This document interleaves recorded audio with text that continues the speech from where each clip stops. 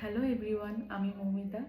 তো হঠাৎ করেই এখন এই ভিডিওটা শ্যুট করছি, না হলে এখন এই ভিডিওটা বানানোর কোনো প্ল্যানিং ছিল না।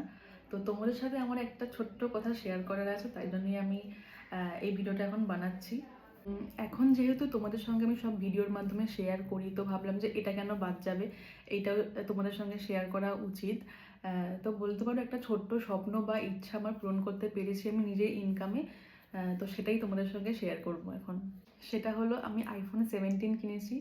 তো এটা আমি আনবক্সিং করেই দিয়েছি আমাকে শোরুম থেকে, তাও তোমাদের সঙ্গে এখন মিথ্যে মিথ্যে একটা আনবক্সিং করব।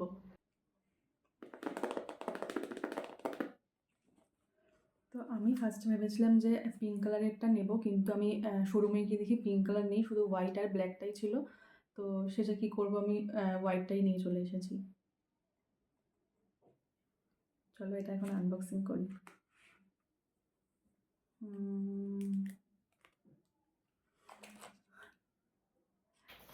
আইফোনের জন্য একটা কভার অর্ডার দিয়েছিলাম ফ্লিপকার্ট থেকে, তো পার্সেলটা চলে এসেছে। চলো এটা এখন আনবক্সিং করি।